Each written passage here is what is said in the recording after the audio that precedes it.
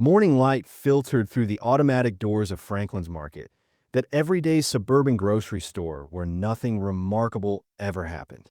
It was a Thursday afternoon in late October, the kind of day when people moved through their routines without thinking.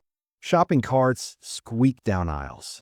Scanner beeps punctuated the quiet hum of refrigerators. Someone's phone rang with a tinny melody. Life, ordinary and predictable, rolled forward like it always did. Marcus Chin stood in the cereal aisle, staring at a box of granola he didn't really want. He'd been staring for 3 minutes now, unable to remember if this was the brand Sarah used to buy.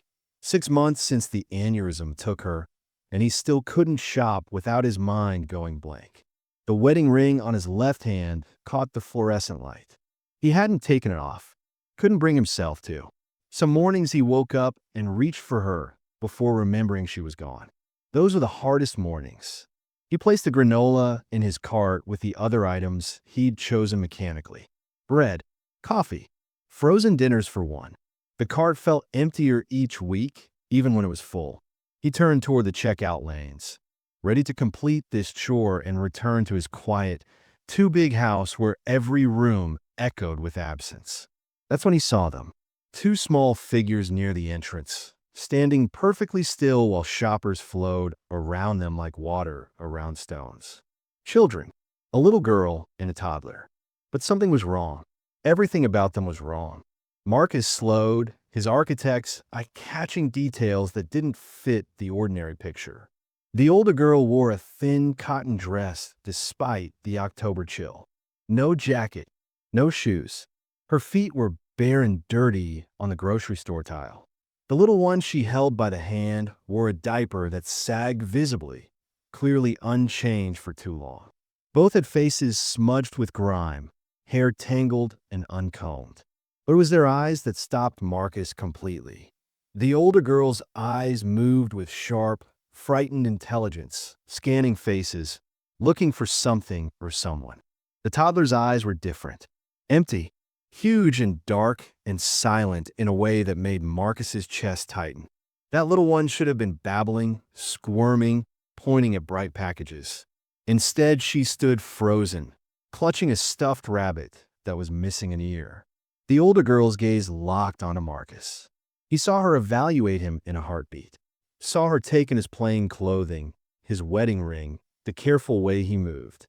She whispered something to the little one, then began walking toward him. Marcus's first instinct was to look away, to pretend he hadn't noticed. People don't get involved. That's how the world works. You mind your business. You stay safe. But he didn't look away. The girl stopped 3 feet from him. Up close, Marcus could see more. Bruises on her thin arms, greenish yellow with age. A cut on her lip that had scabbed over. Hollows under her cheekbones that no 7-year-old should have. She smelled faintly of smoke and sweat, and something sour he couldn't identify. The toddler behind her swayed slightly, as if standing upright took effort. "Sir," the girl's voice came out raspy, like she'd been crying or screaming. "Can we have some milk?" Marcus opened his mouth, but no words came. His mind raced. Were their parents? Why was no one helping them? He glanced around and saw other shoppers noticing now, their faces registering shock, concern, or careful avoidance. Someone near the pharmacy pulled out a phone. Security would come soon. The police. The little girl seemed to sense his hesitation. She stepped closer, and Marcus saw tears gathering in her eyes, though her face remained composed with terrible maturity. When she spoke again, it was barely a whisper, words meant only for him. "Please, sir." Mama said to find someone kind when she stopped breathing. She stopped breathing 3 days ago. We don't know what to do. The world tilted. Marcus actually felt dizzy. 3 days. This child had watched her mother die 3 days ago and had been taking care of her baby sister alone ever since. The weight of that truth hit him like a physical blow. He crouched down, making himself smaller, less threatening. "What's your name?" he asked softly. "Lisa." She swallowed hard. "This is Lily. She doesn't talk anymore. Not since Mama got sick. Where have you been staying, Lisa?" Her eyes darted left, then back to his face. The old apartment's on Riverside. Building C. But we can't go back. The men came yesterday looking for Mama's money. They said they'd come back tonight. Her small hand tightened on Lily's. We walk here because Mama always said this store was in a good neighborhood. She said good neighborhoods have kind people. Marcus's throat closed. This child's mother, dying or dead, had used her last words to give her daughter survival instructions. Find kind people.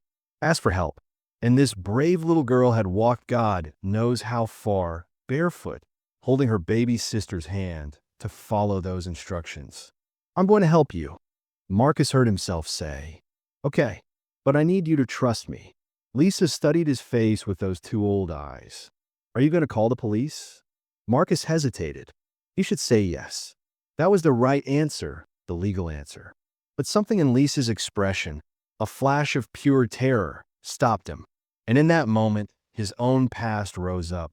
He remembered being 9 years old in a foster home, remembered caseworkers who didn't listen, remembered the system that treated children like paperwork instead of people. Sarah had saved him from all that. She believed him when no one else did. Not yet, he said quietly. First, let's get you both something to eat. And yes, milk. Definitely milk. Lisa's shoulders sagged with relief, so profound she nearly collapsed. Marcus steadied her with a gentle hand. Lily, who hadn't made a sound, tilted her head to look at him. Those huge, silent eyes seemed to peer straight into his soul. Marcus grabbed his cart and moved quickly through the store. He added milk, bread, peanut butter, bananas, crackers, juice boxes. His hands moved on autopilot while his mind screamed questions. What was he doing? This was insane. He should flag down security right now. Call the authorities. Let professionals handle this. But he kept shopping. At the checkout, the teenage clerk's eyes widened when she saw the girls. Marcus pulled out his wallet, heart pounding, half expecting someone to stop him. The clerk opened her mouth, closed it, then scanned his items in silence. Maybe she thought they were his. Maybe she didn't want to get involved. Marcus paid cash and guided Lisa and Lily toward the exit, walking quickly but not running. Don't draw attention. Act normal. They made it to the parking lot. Marcus's hands shook as he unlocked his sedan. Lisa climbed in the back seat, pulling Lily on her lap. She didn't ask about car seats or seat belts. She just held her sister close and watched Marcus with wary hope. Marcus sat in the driver's seat, gripping the steering wheel. This was his last chance to do the right thing. The police station was 4 blocks north. He could drive there, explain the situation, hand these children over to people trained for this. Please don't take us to the police, Lisa whispered from the back seat. They'll split us up. I promised Mama I'd keep Lily safe. I promised. Marcus looked in the rearview mirror. Lisa's face was streaked with tears now, all her brave composure crumbling. Lily pressed against her sister's chest, still silent, still heartbreakingly still.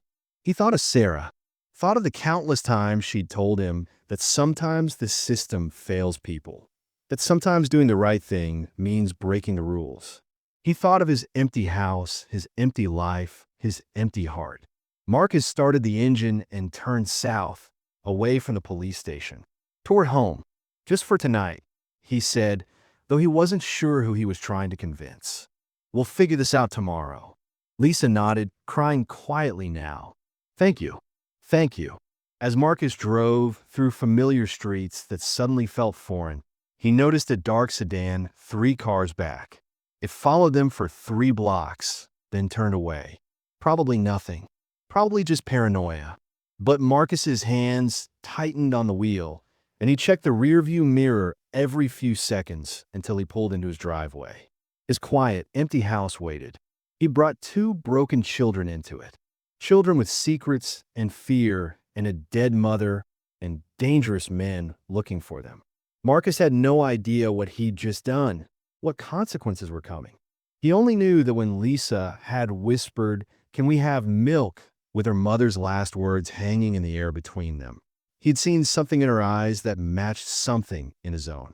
The desperate hope that someone, somewhere, might care enough to help. He turned off the engine and looked back at the girls. Lisa met his gaze. Lily's small hand reached out and, for the first time, touched his arm. Such a tiny gesture. Such enormous trust. "Let's go inside," Marcus said. "You're safe now." He prayed it was true. The scream tore Marcus from sleep at 4:17 a.m. He bolted upright on the couch, heart hammering, disoriented in the pre-dawn darkness. Another scream, high, terrified, inhuman. "Lily." Marcus stumbled toward the guest room, but stopped short at the doorway. Lisa was already there, curled around her sister in the tangle of blankets, rocking her gently. The older girl's voice rose soft and melodic. Spanish words Marcus didn't understand flowing like water over stone. "Duerme, mi amor. Duerme, pequeñita. Los monstruos no pueden encontrar aquí." Lily's sobs gradually quieted. Her tiny fists unclenched from Lisa's borrowed t-shirt. The violent trembling eased to occasional shudders. Lisa kept singing, kept rocking, her eyes distant and ancient. 7 years old, and she'd clearly done this hundreds of times before. Marcus retreated to the kitchen, throat tight. He started coffee with shaking hands, watching dawn creep gray and reluctant through the windows. The house felt different with children in it, both fuller and more fragile, like something precious that could shatter at any moment. By 6:30, he'd made pancakes. Well, attempted pancakes. They emerged misshapen and slightly burned. Nothing like the perfect golden circle Sarah used to flip effortlessly while humming off-key to morning radio. Lisa appeared in the doorway, Lily attached to her hip like a baby koala. Both girls were wearing the pajamas Marcus had bought last night. Pink cartoon cats on Lisa, yellow ducks on Lily. They looked almost normal. Clean, federal safe. Except for Lisa's eyes. Still watchful, still waiting for the catch. "You didn't have to make breakfast," she said carefully. "I wanted to." Marcus gestured at the table with false cheer. "They're a little rustic, but edible, I promise." Lisa settled Lily into a chair, helped her sister manage syrup with the intense focus of someone who'd been parenting since she was barely more than a toddler herself. They ate in silence, Lisa taking small, precise bites while Lily demolished her stack with sticky enthusiasm. "These are good," Lisa said finally, and Marcus could hear the effort it took. The politeness drilled into her by a mother who taught survival alongside manners. "You don't have to be nice," Marcus said gently. You could just be honest here." Lisa's fork paused halfway to her mouth. She set it down with deliberate care, her gaze fixed on the table. "We're used to not being wanted," she whispered. "It's easier if you don't pretend." The words punched the air from Marcus's lungs. "Lisa." He waited until she looked at him. "I'm not pretending. And you're not. This isn't." He stopped, started over. "Maybe I need you as much as you need me. Is that honest enough?" Something flickered across her face, hope trying to surface through layers of scar tissue. Lily pointed at the window. "Birds." The moment broke.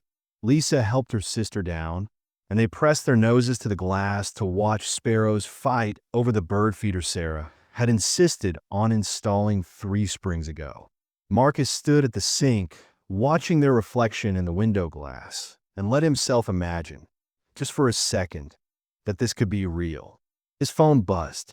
A reminder: call Diane, legal consultation. Reality crashed back. While the girls watched cartoons, Lily transfixed, Lisa watchful even in distraction, Marcus retreated to his office. He closed the door, opened his laptop, and typed with fingers that felt numb. Grace missing person report. The results loaded. His stomach dropped. Missing: Grace Delgado, 28, and daughters Lisa, 4, and Lily, infant. Last seen June 2021. Husband Victor Delgado offering $50,000 reward. The photo showed a beautiful woman with Lisa's eyes and a smile that didn't reach them. She held a baby while a small girl clung to her leg. Behind them, slightly out of focus, a man's hand rested on Grace's shoulder. Even in the blur, Marcus could see the grip was too tight. 3 years. They've been running for 3 years. What are you doing? Marcus spun. Lisa stood in the doorway, her face drained of color. I was just, he started. You searched for us. Her voice shook. You're going to call him, aren't you? Collect the reward money. No. Lisa, no, I would never. Everyone does. Money always wins. She backed toward the stairs. We'll leave before you call. Come on, Lily. Lisa, wait. Marcus stood, hands raised, desperate. I'm not calling anyone. I'm trying to understand how to help you. She stopped, trembling like a trapped rabbit. You can't help. Nobody can. He's too powerful. Who is? Your father. The word hung between them, sharp and dangerous. Lisa's face crumpled. She sank onto the top step, suddenly looking every bit her 7 years. His name is Victor Delgado. He's rich. He's connected. She wrapped her arms around herself. Mama's real name was Grace. Grace Delgado.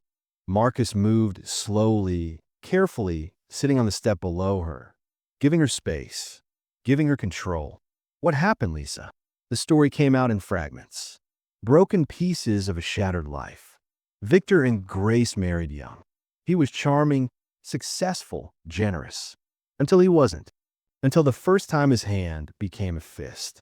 The first time, I love you became, you made me do this.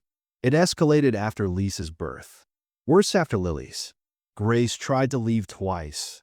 Both times Victor found them within hours, brought them home with gifts and apologies and threats whispered in the dark. He told Mama if she left again, he'd make sure she never saw us again. That he knew judges, lawyers, police. That we were his property. Lisa's voice had gone flat, reciting horrors like a grocery list. After Lily was born, Mama started planning. Really planning. She saved money in secret, got fake IDs, waited until Papa was traveling for business. They disappeared in the night. No note, no trace. 3 years of running, moving every 6 months. Motels, shelters, condemned buildings.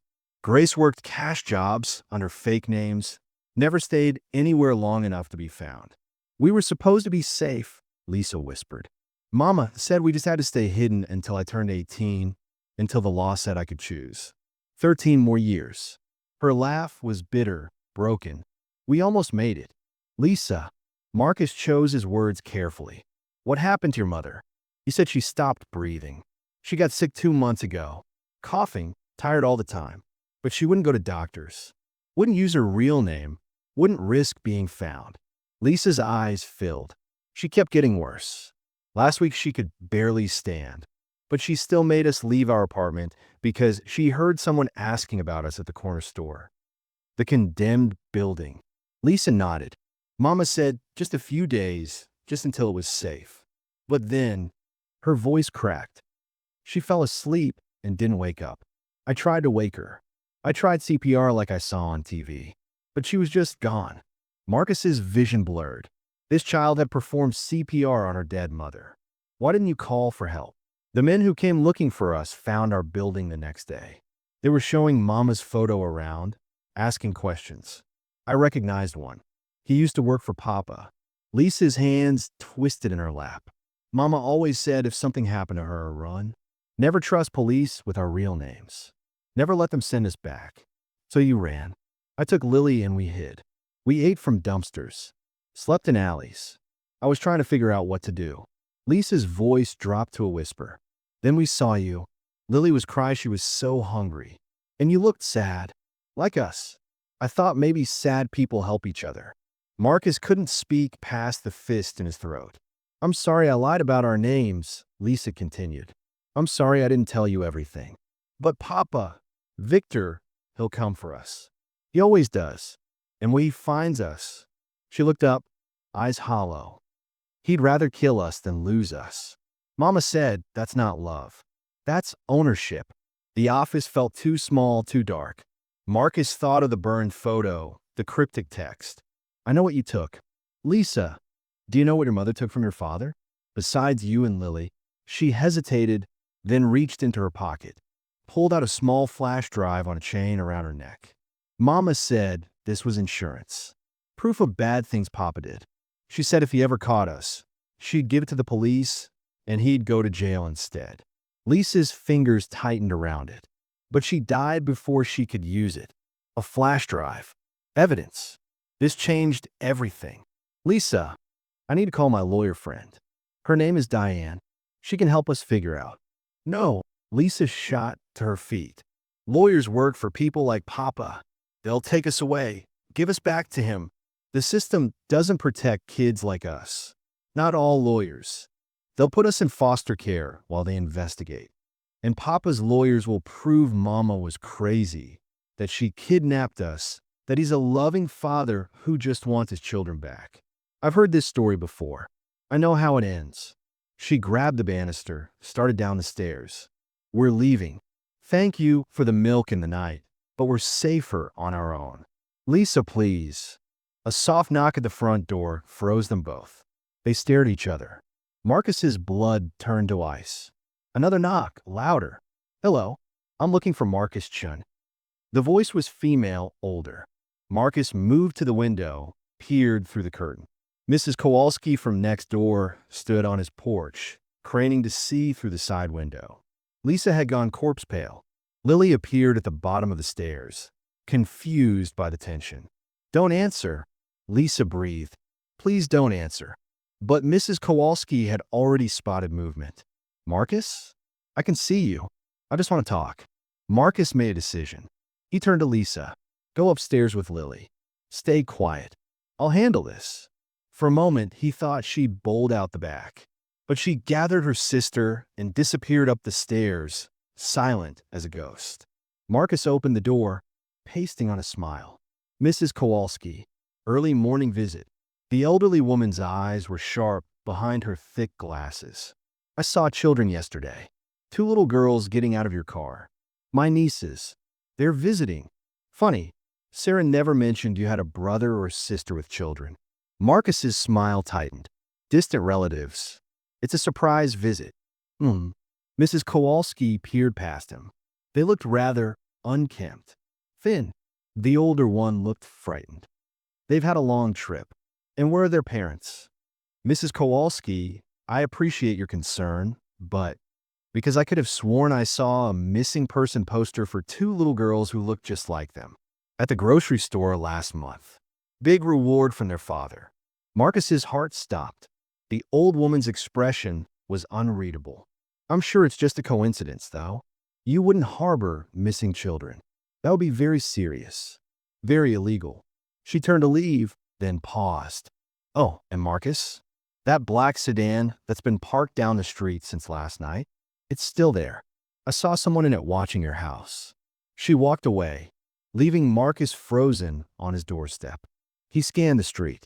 There, 4 houses down. A dark sedan with tinted windows. As he watched, it pulled away slowly, deliberately, making sure he knew he'd been seen. Marcus closed the door with shaking hands. Lisa appeared at the top of the stairs, Lily clutching her neck. The older girl's face held no surprise, only resigned terror. See, she whispered. I told you. He always finds us. Marcus pulled out his phone, hands trembling. He scrolled to Diane's number. Hesitated. Lisa watched him, her expression a mixture of betrayal and inevitability. She trusted a stranger with the truth, and now that stranger would do what everyone did. Follow the rules, make the call, hand them over. Marcus looked at Lisa, at Lily, at these 2 children who'd survived things no child should survive. He pressed the call button. Diane, it's Marcus. I need your help. It's complicated and probably illegal, but I need you anyway. Lisa's eyes widened. I have 2 girls who need protection from their father, Marcus continued. He's dangerous, he's wealthy, and he's looking for them. Their mother is dead, and I'm not giving them back. Diane's voice crackled through the speaker. Rapid-fire questions Marcus only half heard. He kept his eyes on Lisa. I need emergency custody paperwork, he said. I need to know what's legal, what's not, and how to keep these kids safe while we figure it out. Can you help? Silence. Then, Marcus, what have you gotten yourself into? Something that matters. Will you help? Another pause. Come to my office at noon. Bring everything, documents, evidence, the whole story. And Marcus? Don't let those girls out of your sight. He hung up. Lisa hadn't moved. You called a lawyer, she said, her voice strange. I called a friend. There's a difference. Why? Because your father doesn't get to win. Because you deserve better than running. Because Marcus's voice roughened. Because I promised to help, and I keep my promises. Lisa's lower lip trembled. She pressed her face into Lily's hair, shoulders shaking. Marcus started toward her, but she held up a hand. Don't be nice. It makes it hurt worse when you give up. I'm not giving up. Everyone gives up. Money. Fear. It always wins. Then I'll be the first one who doesn't. Lisa looked at him. Really looked, searching for the lie she knew had to be there. But Marcus met her gaze steadily and slowly. So slowly, something shifted in her expression. Hope. Terrible, fragile, dangerous hope. We meet Diane at noon, Marcus said. We tell her everything. We make a plan. Together. Okay. Lisa whispered something to Lily. The toddler nodded, then looked at Marcus with solemn eyes. Together, Lisa echoed finally. The words sounded like a prayer. That night, after Diane's visit and a dozen pages of legal documents Marcus barely understood, after dinner and baths and desperate attempts at normalcy, he found Lisa awake at 3 a.m. She sat on the floor of the guest room, Lily sleeping behind her, packing their few belongings into the backpack with mechanical precision. Lisa, she didn't look up. We have to run. Diane said we only have 48 hours before you could be charged with kidnapping. Before they come for us officially. We should go tonight while we still can. Marcus sat on the floor beside her. We're not running. You don't understand. I understand you're 7 years old, and you've been running for 3 years and you're exhausted. His voice was gentle but firm. I understand you've been the parent, the protector, the one who makes impossible choices. But Lisa, you don't have to do this alone anymore. You're just one person. Papa has. I'm one person who's not going anywhere. Who's not scared of your father. Who's willing to fight. Marcus took her shaking hands. We face this together. In daylight. Legally. With help. And if we lose, then we appeal. We fight harder. We don't stop fighting. Lisa's face crumpled. I'm so tired. I know, sweetheart. I know. She collapsed against him, finally allowing herself to be a child. Marcus held her while she cried. For her mother, for 3 years of terror, for the crushing weight of responsibility no 7-year-old should carry. When she finally quieted, she whispered against his shoulder, I love you. 3 words. Simple, impossible, devastating. Marcus's vision blurred. I love you too, Lisa. Behind them, Lily stirred, reaching out in her sleep. Her hand found Marcus's sleeve and held tight, even in dreams knowing she wasn't alone. The burner phone in Lisa's backpack rang. They both froze. It rang again, shrill in the darkness. Lisa reached for it with trembling hands, looked at the screen, went corpse white. Don't answer, Marcus said. She answered, put on speaker with numb fingers. A man's voice, smooth and cultured. Hello, Lisa. Lisa's breath came fast and shallow. I know you can hear me, princess. I know you're in Ashland, in a house on Maple Street. I know there's a man pretending he can save you. A soft chuckle. Tell him Victor Delgado sends his regards. Silence. You and Lily belong to me. Your mother forgot that, and look what happened to her. The words dripped poison. Come home willingly, and I'll forgive this adventure. Make me come get you, and the man helping you will regret every choice that led to this moment. Lisa's hand shook so hard Marcus had to steady it. You have 48 hours, Victor continued. After that, I stopped being nice. The line went dead. Lisa dropped the phone like it had burned her. She stared at Marcus with eyes too old, too knowing. See, she whispered. He always wins. He always. Marcus picked up the phone, made a decision that would change everything. He dialed Diane. Marcus? It's 3 a.m. What? I need emergency custody paperwork. Tonight. Whatever it takes, whatever corners we have to cut. I need it legal before morning. Marcus, what happened? He looked at Lisa, at Lily sleeping behind her, still clutching his sleeve. War happened, and I'm not surrendering. Diane was silent for 3 heartbeats. Then, I'll be there in an hour. Start documenting everything. Lisa stared at Marcus like he'd grown a second head. You're really not giving us back. Never. He'll destroy you. Your job, your reputation, your life. He can try. Why? Lisa's voice broke. Why would you risk everything for us? Marcus thought of Sarah, of the empty house that had become a tomb, of 2 children who dared to ask a stranger for milk and somehow given him a reason to live again. Because you asked for help, and I couldn't say no. He smiled, sad and sure. Because some things matter more than safety. Lisa whispered something to sleeping Lily, words Marcus couldn't hear but felt in his bones. I'm sorry I can't keep you safe. But Lily slept on, tiny fingers wrapped around Marcus's sleeve, breathing steady and sure. Outside, headlights appeared, stopped across the street, stayed there, watching, waiting. The 48-hour countdown had begun.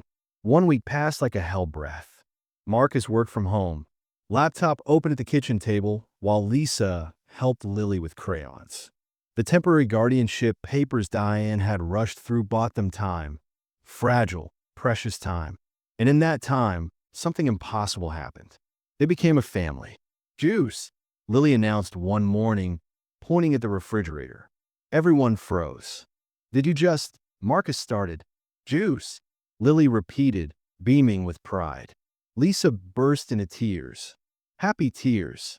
Marcus found himself crying too, laughing and crying at once while Lily looked confused by all the fuss over one simple word. After that, the dam broke. Lily chattered constantly, making up for 3 years of enforced silence. More pancake. Book, please. Lisa looked. Each were a small miracle. Lisa softened too. She helped Marcus cook dinner, spaghetti that ended with sauce on the ceiling and everyone laughing. He taught her chess one rainy afternoon, stunned when she beat him on her 3rd game. Mama taught me, she said quietly, when we had good days. They went to the park. Lily shrieked with joy on the swings. Lisa actually played like a child, and Marcus pushed them higher, higher, until all 3 were covered in autumn leaves and breathless with laughter. That night, Lisa found Marcus's research printouts, adoption requirements, custody law, child welfare protocols. She stood in the doorway, papers trembling in her hands. What is this? Marcus set down his coffee. I was researching options for after we deal with your father. Options? Like what if you stayed permanently? Lisa's face cycled through emotions too fast to name. You mean adopt us? If you wanted. If the court. She launched herself at him, papers scattering. Marcus caught her, held tight while she sobbed into his shoulder. Yes, she choked out. Yes, please. Please. Lily toddled over, climbed into the hug. Stay together? Together, Marcus promised. That night, Lily drew a picture, 3 stick figures holding hands. Labeled in Lisa's careful print. Family. Marcus taped it to the refrigerator where Sarah's shopping lists used to hang. The next morning, Diane arrived with the opposite of hope. She spread documents across the kitchen table while the girls played upstairs. Her expression was grim. Victor filed a formal custody claim. As the biological father, he has legal standing. But the abuse. We have Lisa's testimony and circumstantial evidence. He has a clean record, character witnesses, and 3 years of desperately searching for his kidnapped children. Diane's voice was flat. Grace's death creates a custody vacuum. Without concrete proof of abuse, family courts favor biological parents. What about the flash drive Lisa has? Her mother's evidence. We can't verify its contents without risking it being seized. And even if it shows Victor's business crimes, that doesn't automatically prove child endangerment. Diane leaned forward. Marcus, you have 48 hours before this becomes kidnapping. After that, you'll be arrested and the girls will go into state custody pending Victor's claim. The kitchen felt airless. What are my options? Report the girls officially. File for protective custody. Pray the judge sees through Victor's act. It's a gamble. She paused. Or you can disappear with them. I'll deny this conversation. Marcus looked toward the stairs where Lisa's laughter drifted down. She was reading to Lily in funny voices. We go public. We fight legally. You could lose everything. Already lost everything when Sarah died. Lisa and Lily gave it back. He met Diane's eyes. I'm not running. She nodded slowly. Then we document everything. Today, medical exams for the girls, photographs of old bruises, Lisa's full testimony on record. We build an irrefutable case. That afternoon, a police wellness check arrived. Mrs. Kowalski had called. Officer Rodriguez was kind but thorough, asking questions that made Lisa's hands shake. Diane produced the emergency guardianship papers. Legal if barely. Rodriguez gave Marcus a long look. Mr. Delgado is a prominent man. Lots of connections. You're sure you want this fight? I'm sure. Then good luck. You'll need it. He paused at the door. Off the record, I've seen men like Delgado before. The kind who think money buys everything. I hope you prove him wrong. After he left, they slept in the living room. All three together, lights on, doors locked. Marcus dozed fitfully, Lisa not at all. At 2 a.m., glass shattered in the kitchen. Marcus bolted upright, heart exploding. Lisa grabbed Lily, pressed against the wall. A figure moved in the darkness. Tall, professional, terrifyingly calm. Marcus positioned himself between the intruder and the girls. Get out of my house. The man stepped into the light from the street. Expensive suit, cold eyes, a face that had seen violence and felt nothing. Mr. Chun, I'm here on behalf of Mr. Delgado to collect his property. They're children, not property. Semantics. The man, Mr. Carver, Victor's enforcer, pulled out an envelope. Mr. Delgado is a reasonable man. $50,000. Walk away. This isn't your fight. No. Marcus. Diane's name died on his lips. He had no backup, no plan, just his body between a professional and two terrified children. Carver sighed. I was hoping you'd be smart. He advanced. Marcus had never been a fighter. He threw a wild punch that Carver dodged easily.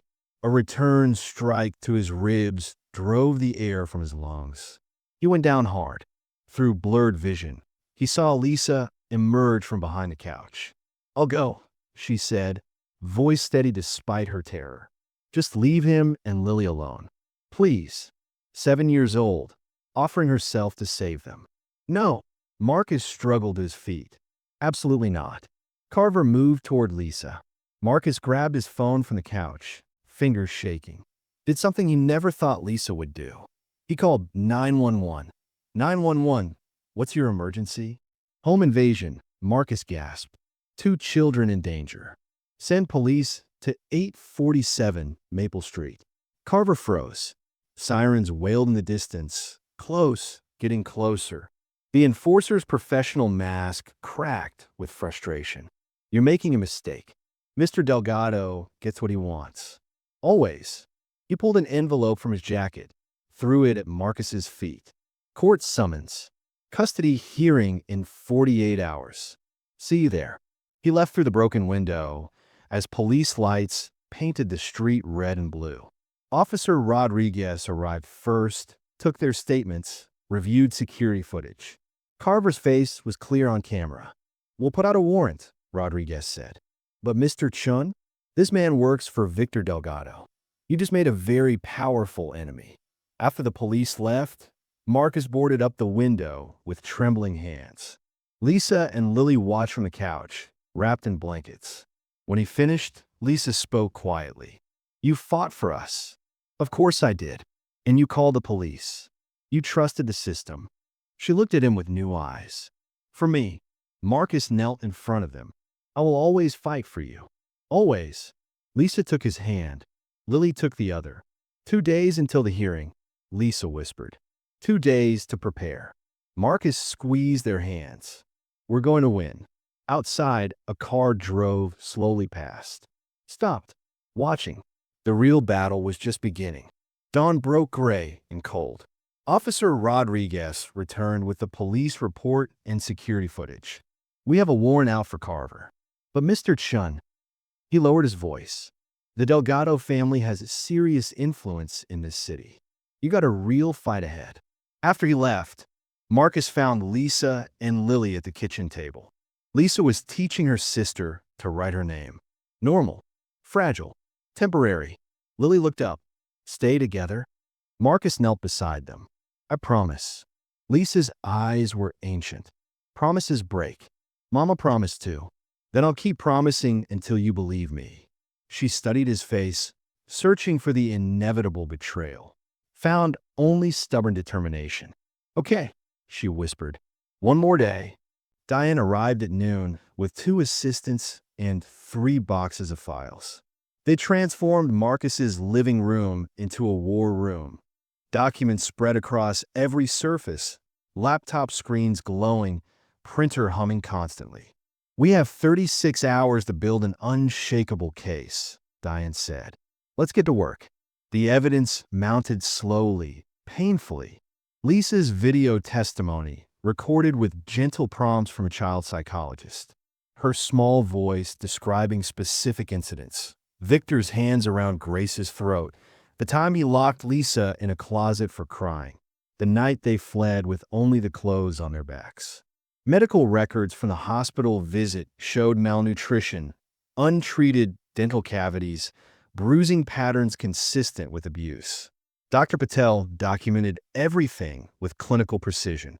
Grace's death certificate flagged for toxicology review. Diane had pulled strings. Preliminary results showed traces of antifreeze poisoning over months.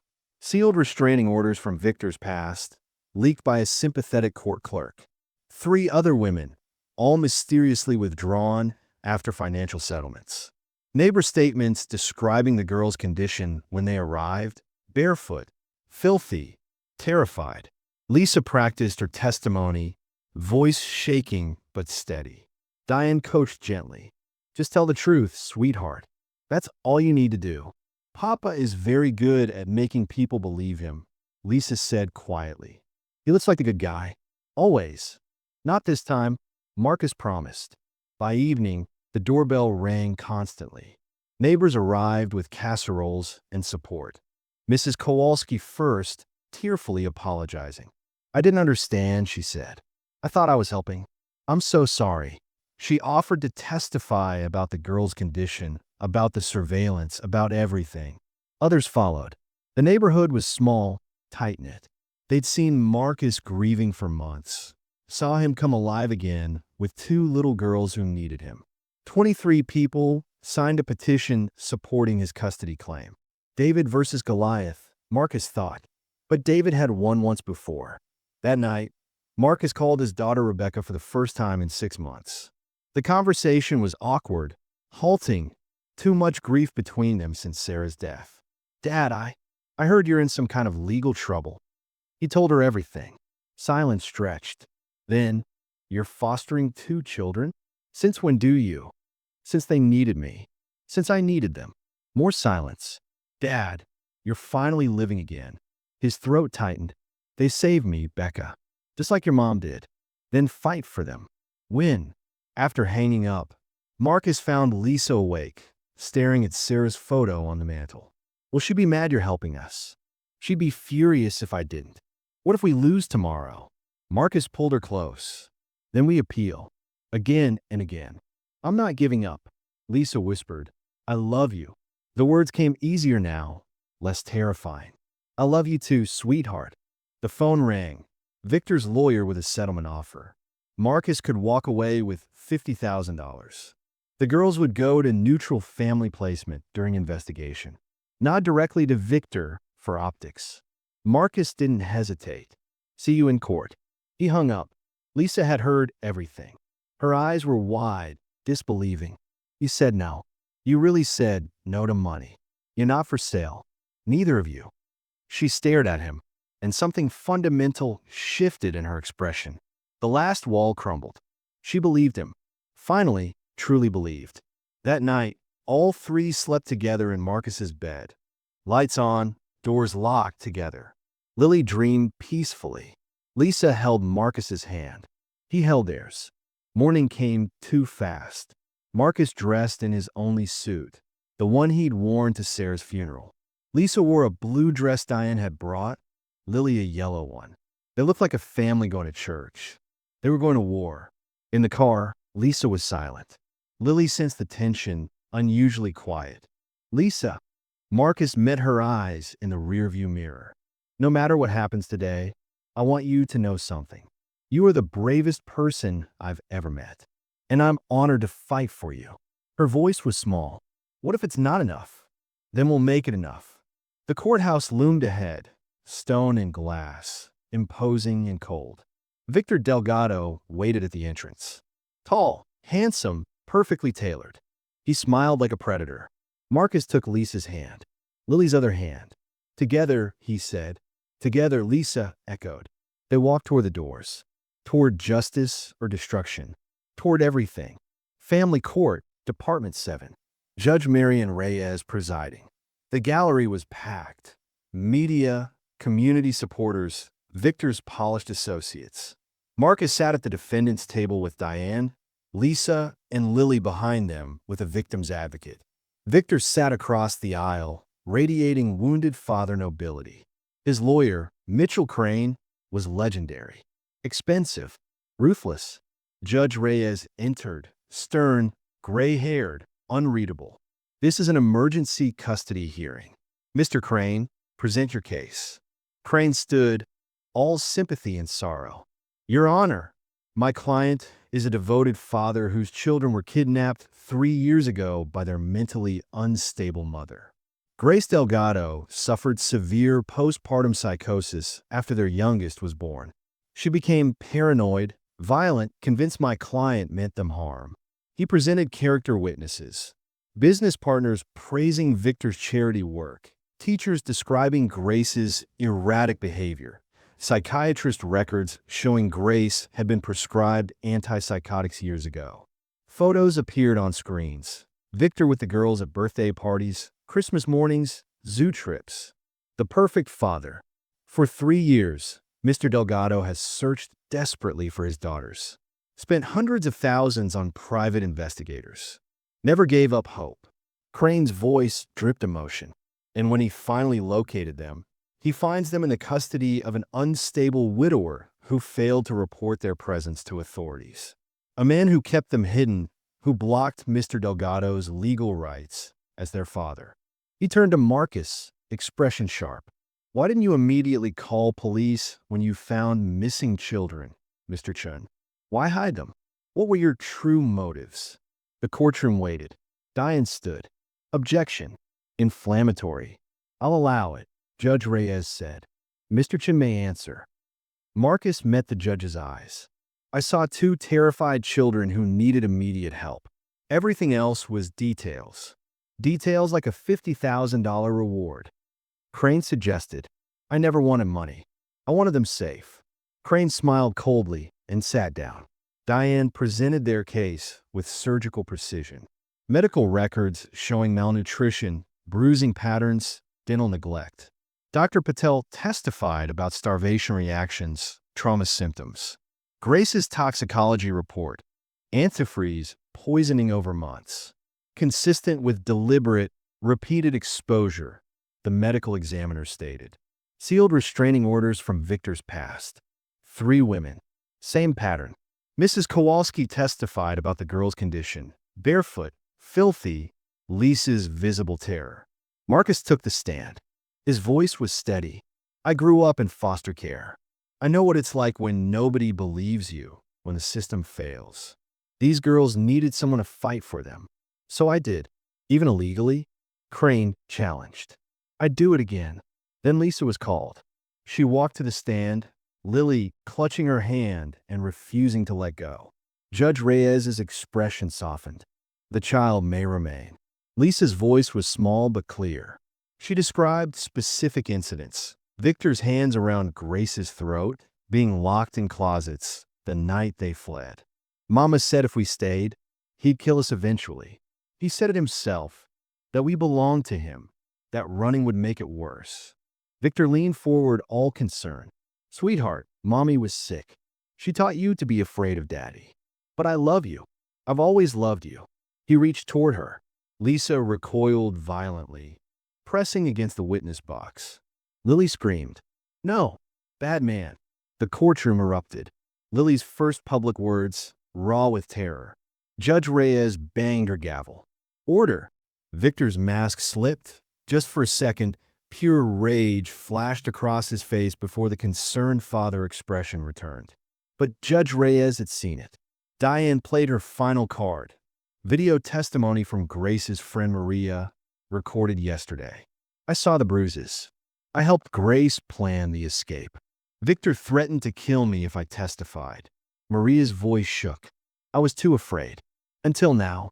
Until I heard 2 little girls might be sent back to him. Time-stamped photos appeared. Grace's bruised face, black eyes, fingerprints around her throat. The courtroom was silent. Crane objected, argued, but the damage was done. Judge Reyes called a brief recess, then summoned Lisa to chambers privately. 15 agonizing minutes passed. They returned. Judge Reyes's face was unreadable. The gallery held its breath. She looked at Victor, then at the girls, then at Marcus. This court finds credible evidence of domestic violence, child endangerment, and attempted murder. Her voice was steel. Mr. Delgado's parental rights are hereby suspended pending full criminal investigation. Victor shot to his feet. This is absurd. There am why. Temporary custody is granted to Marcus Chun, with supervised visitation only for Mr. Delgado, police present. The gavel struck. Half the gallery erupted in cheers. The other half sat stunned. Lisa collapsed into Marcus's arms, sobbing. Lily clutched them both. Stay together? Lily whispered. Yes, baby. Marcus choked out. Together. Victor's face twisted with rage as officers moved to escort him out. He locked eyes with Marcus across the courtroom. The look promised this wasn't over. But for now, for today, they'd won.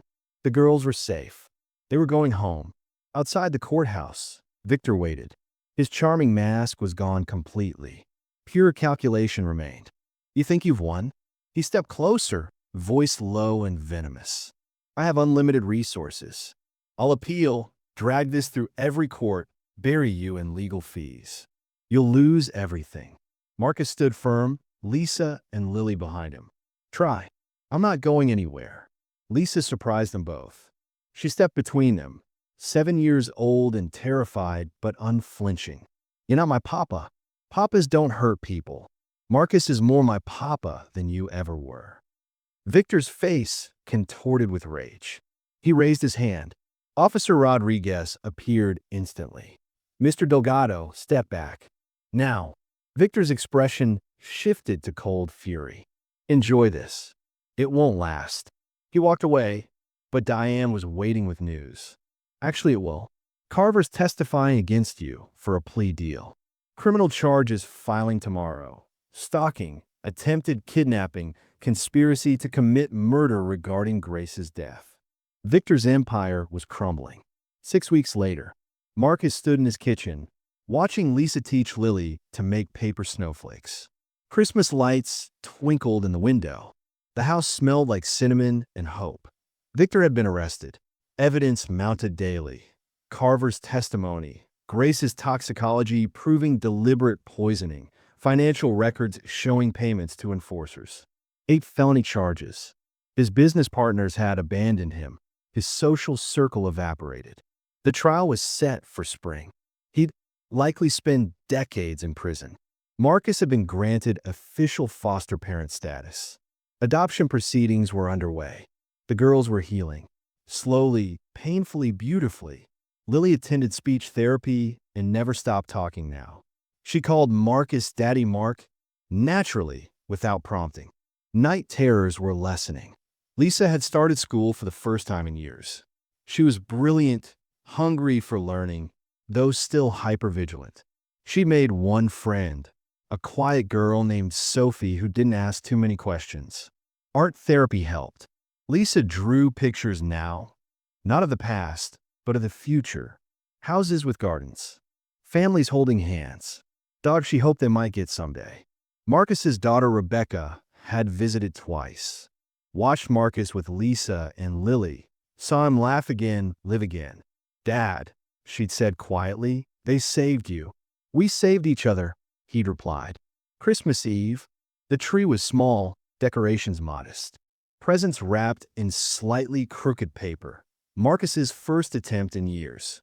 Lisa and Lily hung stockings with glittered names. Then Lisa added a fourth, carefully labeled, Sarah. Marcus's throat tightened. "Lisa, she's part of our family too," Lisa said firmly. Right, he managed. The doorbell rang. Everyone tensed. Old habits died hard. It was Diane, grinning, holding official-looking papers. "Merry Christmas." Judge fast-tracked it. Marcus read the document. His vision blurred. Adoption approved, pending final formality, hearing in January. "Does this mean?" Lisa couldn't finish. Marcus knelt to their level, hands shaking. "It means you're home. Forever. You're my daughters. Legally, officially, and in every way that matters. You won't change your mind?" Lisa whispered. "Even when we're difficult, especially then, that's what family means." Lisa launched herself at him. Lily followed. All three collapsed in a crying, laughing heap. "Best Christmas ever," Lily announced. That night, snow fell softly outside. Inside, Lisa taught Lily to cut paper snowflakes while Marcus watched, heart impossibly full. Lisa looked up, caught his eye, and smiled, a real smile, finally free of shadows. "Dad, can you help with this one?" "Dad."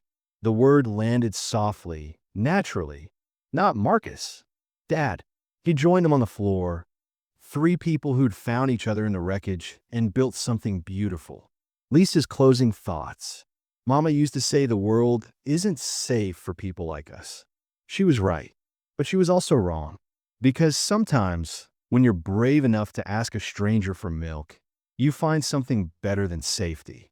You find home, not the place, the feeling, the knowing that when you're scared, someone will be there. When you fall, someone will catch you. I miss Mama every day, but I think she'd be happy we found Marcus. I think she'd say we did good. We survived. And now we get to live. Snow falling outside the window. Inside, three silhouettes cutting paper snowflakes, Christmas lights glowing warm. A house that was a tomb becomes a home. Lisa and Lily laugh. Marcus watches his daughters with quiet joy. Family, not born, found, fade to black. Victor Delgado was convicted on 8 felony charges, including attempted kidnapping, stalking, and conspiracy to commit murder. He is serving 18 years without parole. Lisa and Lily were formally adopted by Marcus Chun 6 months after their mother's death. Today, Lisa is 12. She wants to be a family lawyer. Lily is 8. She wants to be a veterinarian. Marcus says every single day that he's the lucky one. Sometimes families aren't born. Sometimes they're found in supermarket aisles by 2 brave little girls who dare to ask a stranger for milk.